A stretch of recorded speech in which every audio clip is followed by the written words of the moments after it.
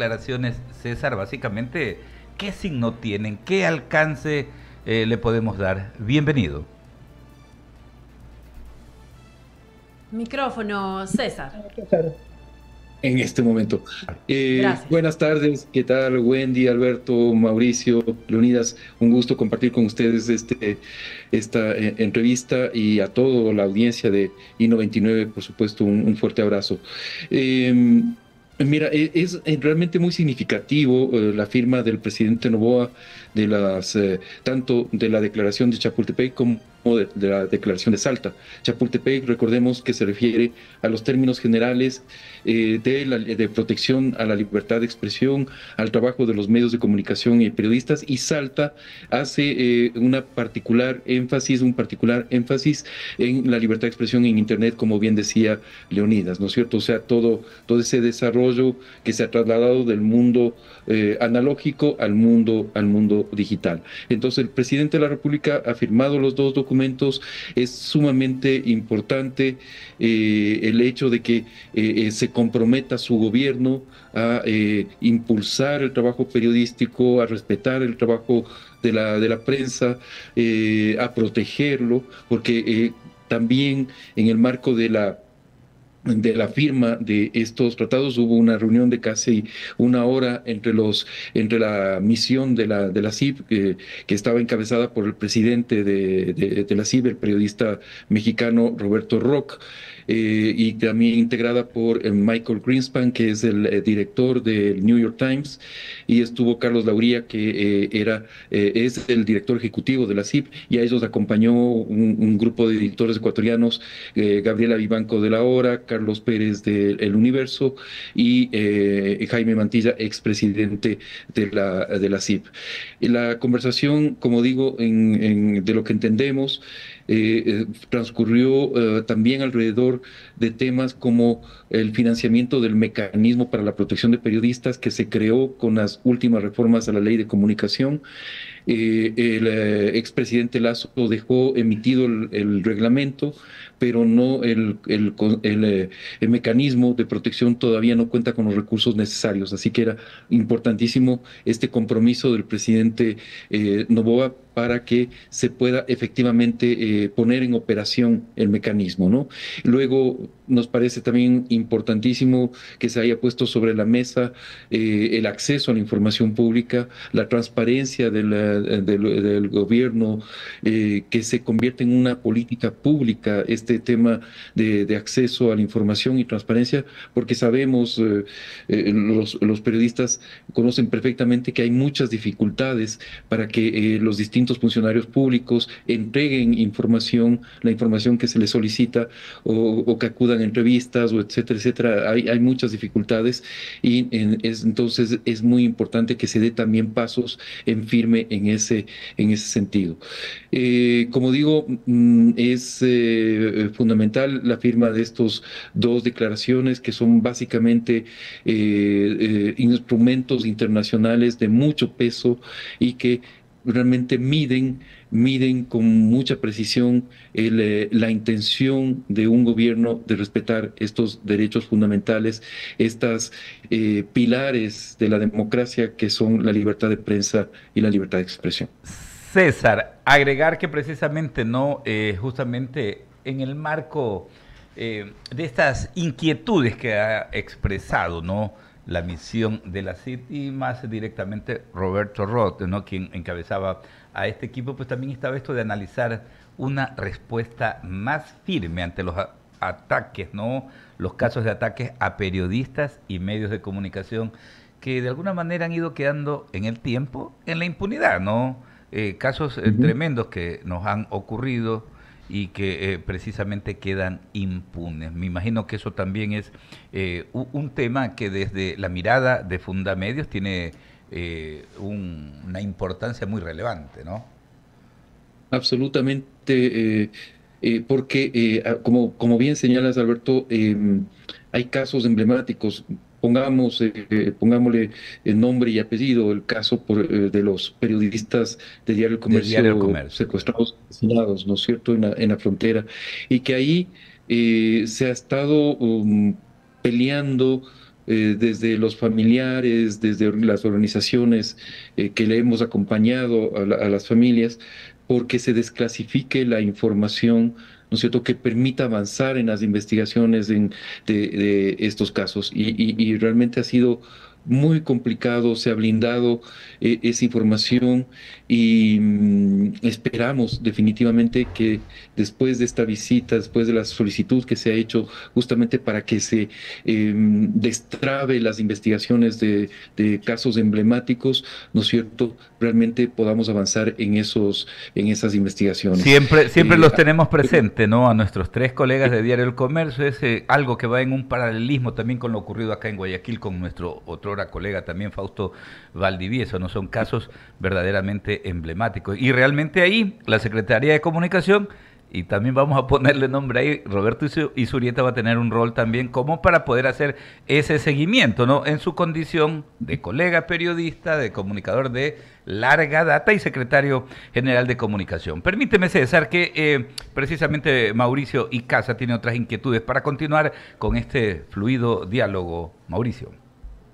Gracias, Alberto. César, qué gusto saludarte. Voy a tratar de ponerme de abogado del diablo, a ujú, ponerme la otra cera, desprenderme de esta investidura de periodista.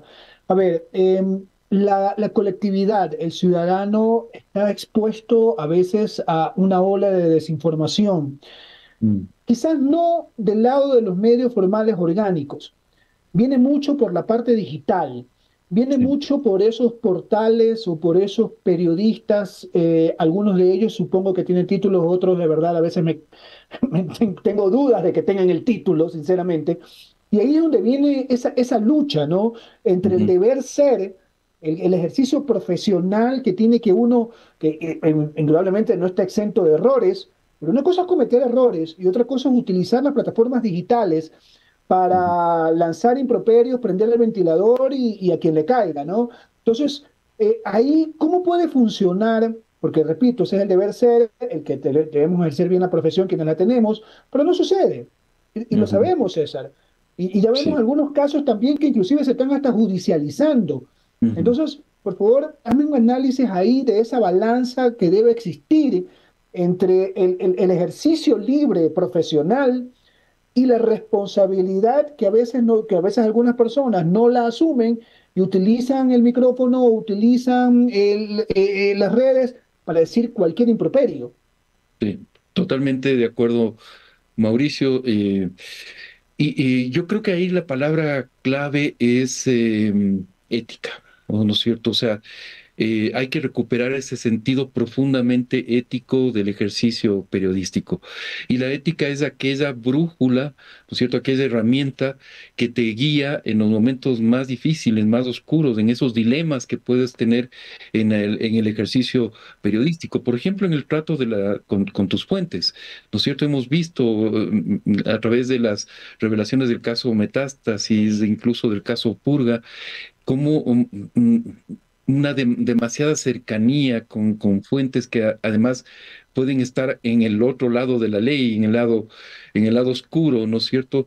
Eso te puede complicar muchísimo el ejercicio periodístico. Y luego está lo que tú dices, o sea, si un comunicador, me niego a llamarlos periodistas, si un comunicador o alguien que tiene una plataforma, un medio, una página, ¿no es cierto? Se convierte en un agente de desinformación, está realmente traicionando la confianza del público y definitivamente está traicionando los principios éticos de este oficio. Y debería haber sanciones para ese tipo de ejercicios, ¿no es cierto?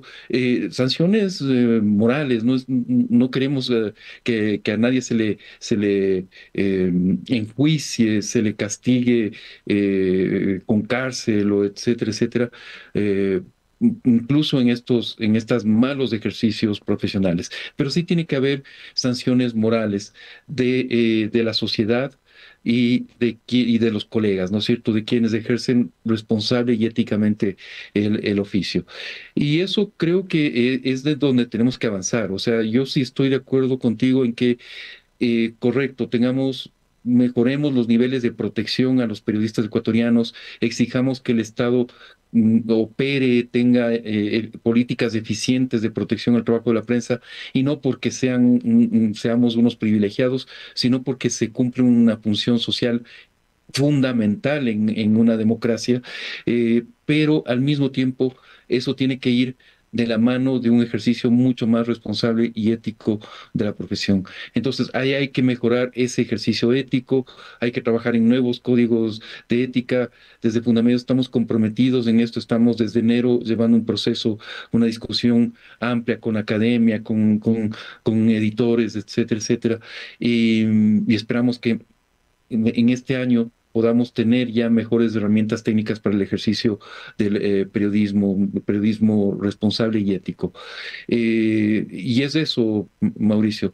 Pero ahí Creo que César, es fundamental sacarlo del aspecto penal y ponerlo en esta dimensión.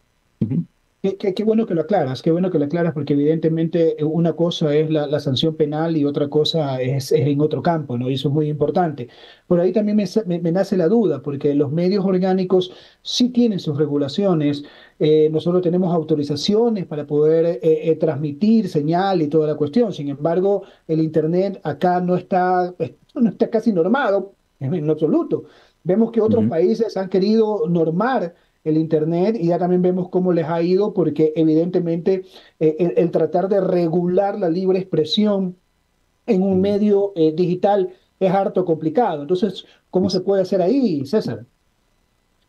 Yo creo que ahí hay que avanzar en dos campos, Mauricio. Uno es todo lo que se llama la alfabetización mediática, informacional, ¿no es cierto? Que es un gran campo y que los gobiernos, los estados, en realidad no han trabajado lo suficiente para que los ciudadanos tengan mejores herramientas y sean cada uno el que tome decisiones responsables. A ver, me llega esta información por WhatsApp, veo esta página de Facebook y me está diciendo tal cosa. A ver, dudo, ¿qué hago?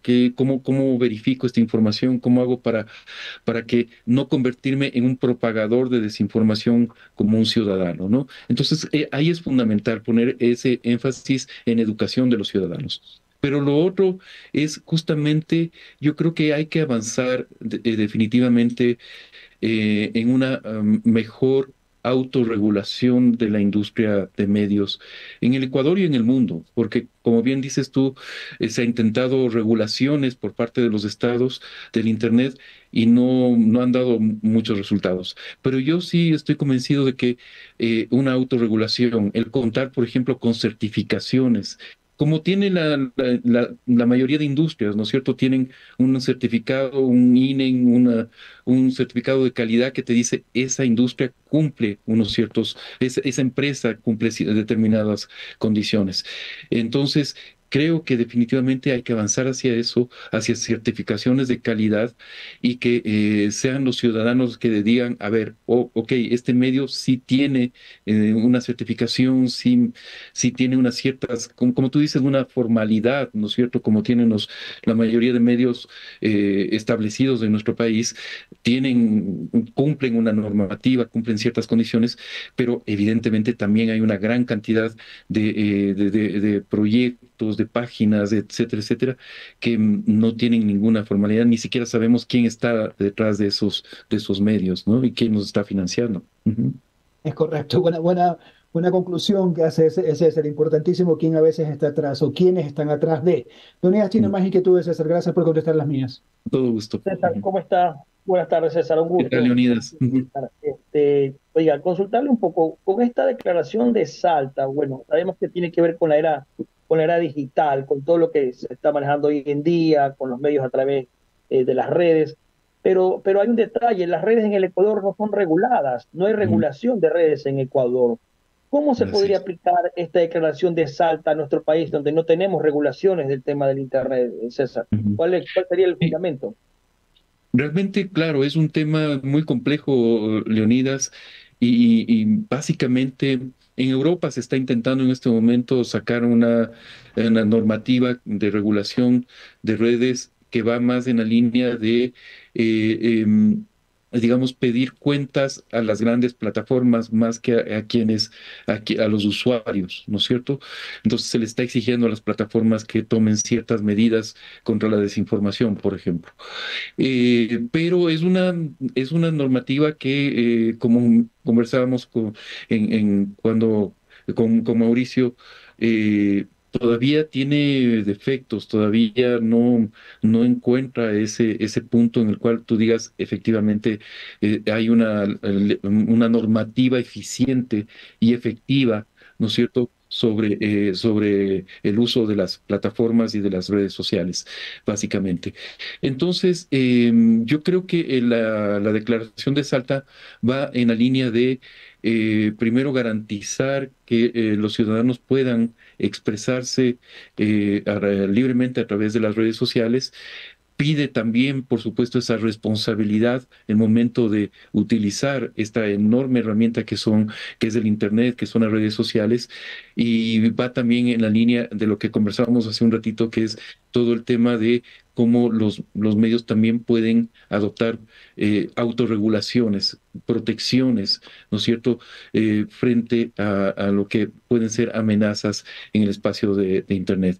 Y por supuesto, pide que los estados también adopten ciertas medidas. Por ejemplo, se hace énfasis en la accesibilidad, ¿no es cierto? Porque no todos los ciudadanos, o sea, en este momento casi el 70% o más de la población en el Ecuador tiene ya acceso al Internet, pero todavía hay un 20, 25, 30% que no lo tienen acceso, y eso es importante ir cerrando esa brecha.